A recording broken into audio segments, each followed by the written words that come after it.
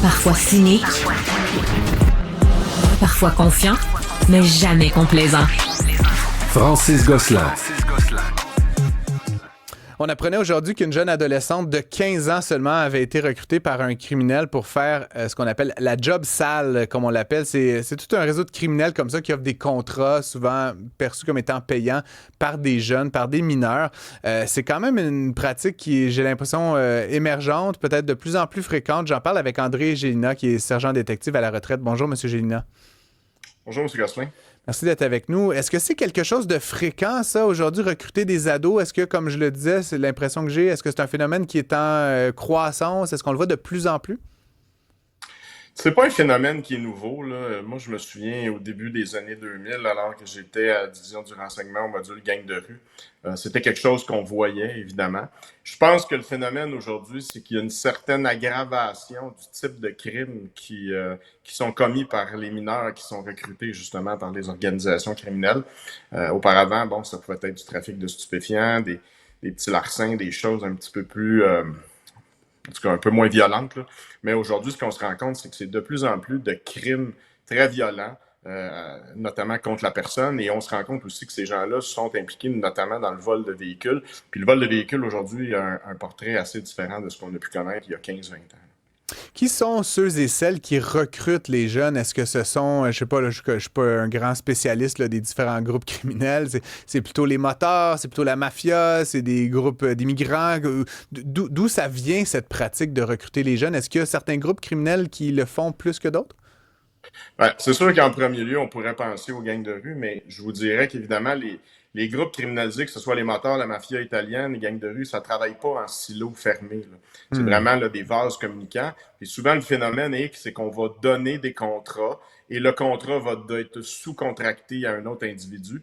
Fait que ce que ça fait, c'est que ça complexifie la preuve pour la police parce qu'évidemment, il y a des gens qui, à un moment donné, vont connaître seulement l'intermédiaire en haut d'eux. Et pour arrêter la personne qui a commis l'acte, c'est une chose, mais remonter jusqu'au commanditaire, ben, ça devient de plus en plus difficile. Et ça, bien évidemment, c'est une pratique qui est connue de ces gens-là. Ces gens-là ont accès à des conseils juridiques, là, les organisations criminelles, et ils apprennent aussi des procès. Mais je vous dirais que c'est un peu tout le monde.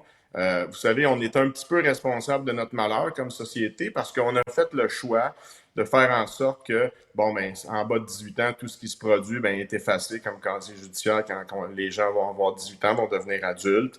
Le fait aussi qu'il y a, dans seulement certains cas, il y a certaines personnes et certains crimes qui peuvent être déférés pour des mineurs devant la cour pour les adultes.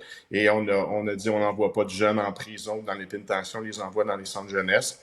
Et ça, ben, malheureusement, c'est un choix de société. Puis je suis pas en train de dire que c'est mauvais ou c'est pas bon ou c'est bon, mais c'est sûr qu'on a fourni un petit peu l'argument de vente aux organisations criminelles puis aux adultes qui, justement, eux, se rendent compte que les jeunes sont influençables en mal de sensations, en mal d'argent, en mal d'appartenance.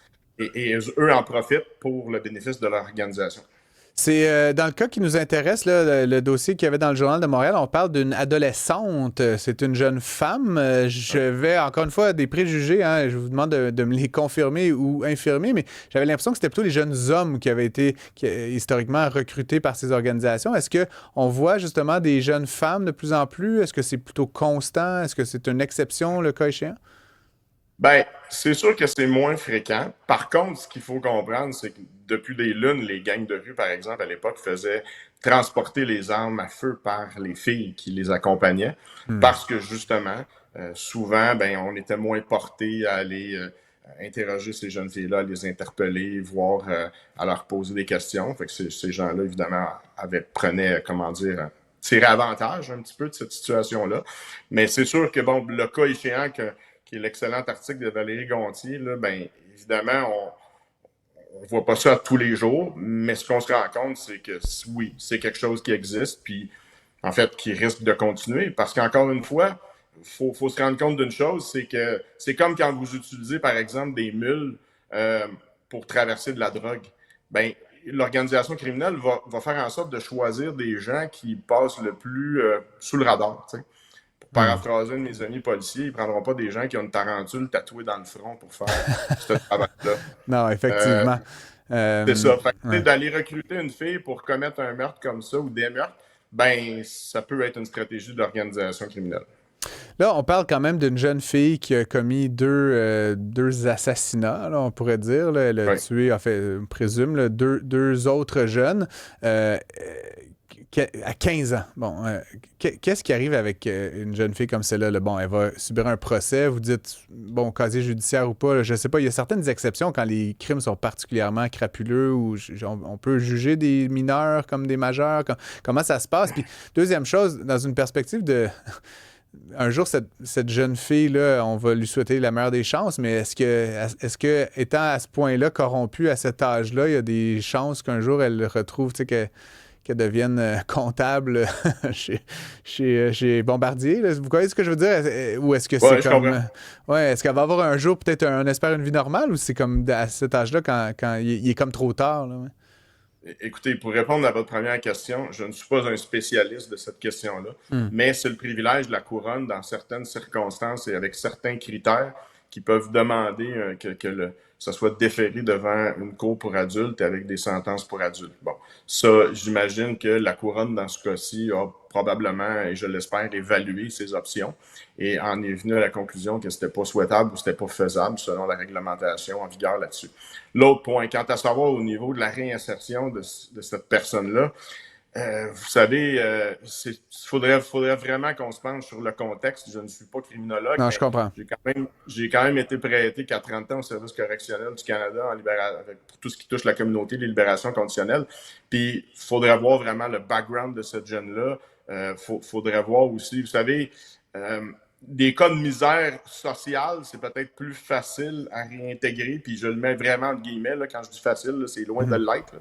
Mais c'est sûr que lorsqu'on parle de gens du crime organisé, moteur, mafia italienne, gang de rue, là, des noyaux durs, puis des organisations majeures, là, ça serait tombé dans la naïveté totale de penser que ces gens-là peuvent se réinsérer. Très, très intéressant. En même temps, Mais un peu triste, André Gélina, non, tout ça? ce Ouais. que je voudrais juste vous rajouter là-dedans, c'est que comme société, va devoir se positionner. Est-ce si on ne veut pas changer la réglementation pour être plus sévère envers les jeunes qui commettent des crimes graves, il va peut-être falloir se positionner sur les adultes, eux autres, qui font ce recrutement-là et qui commanditent ça. Et mon partenaire Stéphane Wall, que vous connaissez bien à Cube, et moi, on avait publié une lettre dans le Journal de Montréal Ouais. où ce qu'on disait, il serait peut-être temps de mettre 10 ans minimum de peine pour les adultes qui font ce genre de pratiques-là.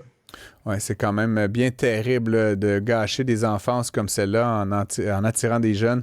Puis je devine que c'est pas non plus des millions de dollars hein, pour les jeunes. Parfois, là, quelques centaines ou quelques milliers de dollars vont suffire là, pour carrément là, les attirer puis les faire commettre le pire. André Gélina, je rappelle que vous êtes sergent détective à la retraite. Merci d'avoir été avec nous. Toujours un plaisir. Bonne journée. Au revoir.